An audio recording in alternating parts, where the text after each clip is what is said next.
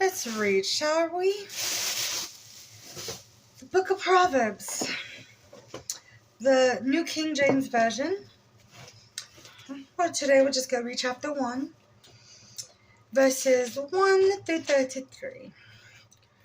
The beginning of knowledge. The Proverbs of Solomon, the son of David, king of Israel. To know wisdom and instruction, to perceive the words of understanding, to receive the instruction of wisdom, justice, judgment, and equity. To give prudence to the simple, to the young man knowledge and discretion. A wise man will hear and increase learning, and a man of understanding will attain wise counsel. To understand a proverb and an enigma, the words of the wise and their riddles. The fear of the Lord is the beginning of knowledge, but fools despise wisdom and instruction. Shun evil counsel. My son, hear the instruction of your father, and do not forsake the law of your mother. For they will be graceful ornament on your head and chains about your neck. My son, if sinners entice you, do not consent. If they say, come with us, let us lie in wait to shed blood. Let us lurk secretly for the innocent without cause. Let us swallow them alive like Sheol and the whole, like those who go down to the pit.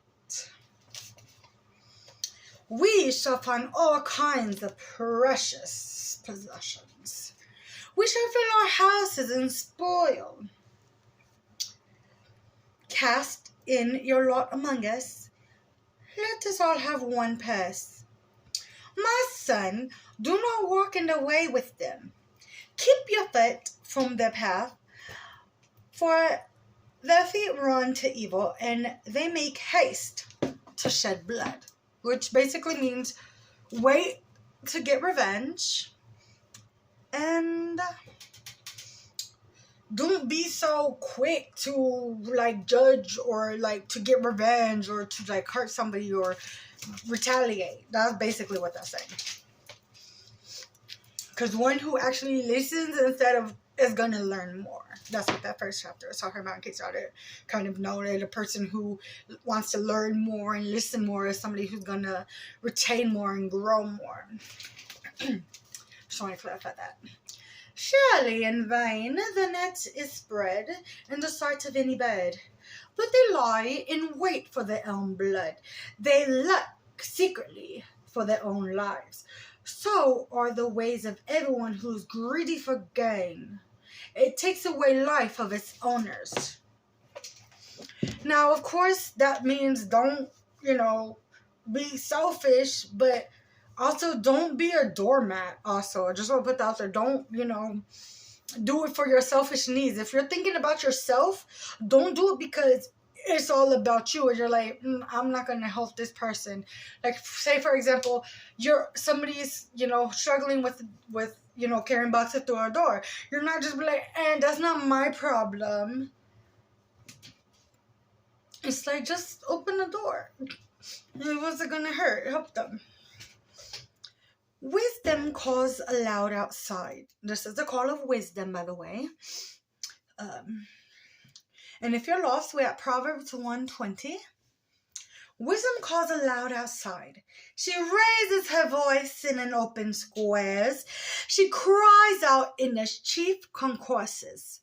At the opening of the gates in the city, she speaks her words.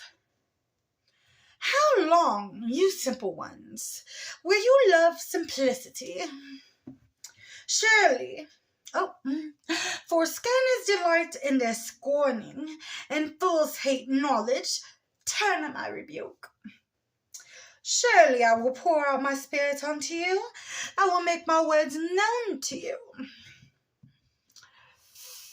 Because I have called and you refused. I have stretched out my hand, and no one regarded.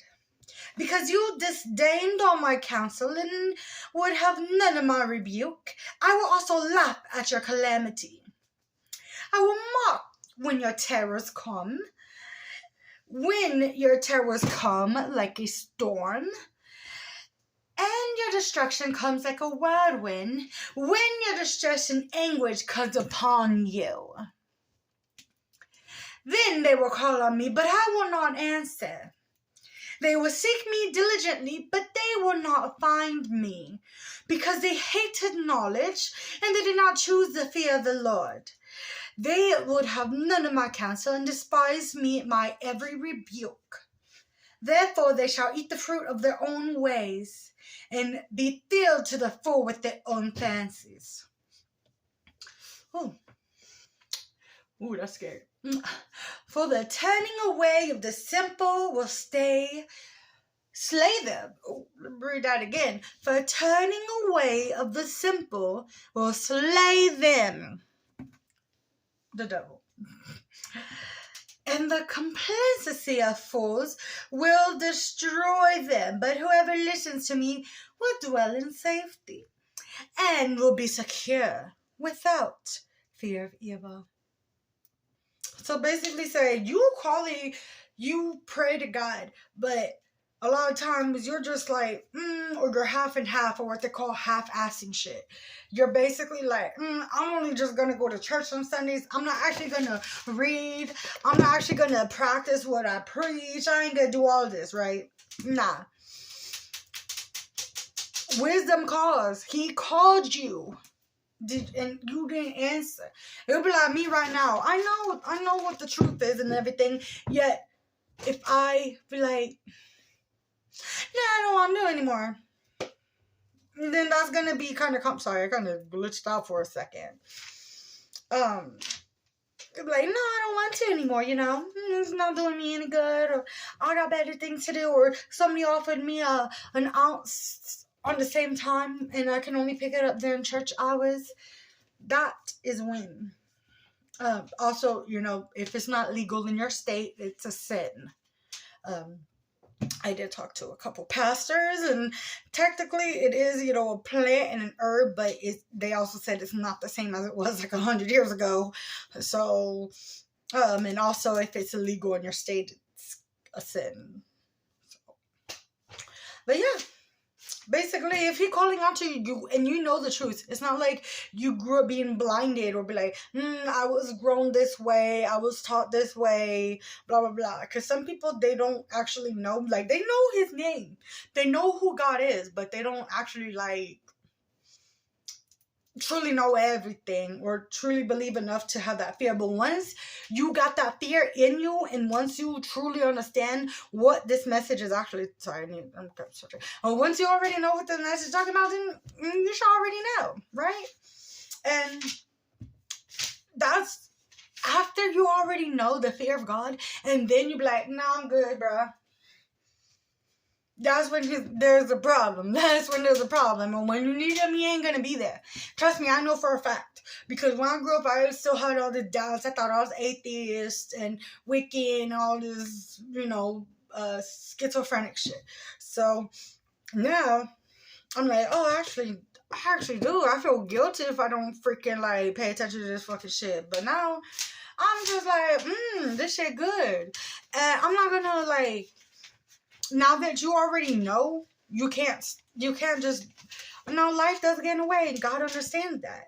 But if you purposely be like, no, I don't believe in God, or, I'm not, a religious freak, or, all that shit, you can listen to music, you can have fun, you can live, shit, I forgot freaking, what that new movie, Doctor Strange Multiverse of Madness going on, about to be played. I just popped in a DVD player.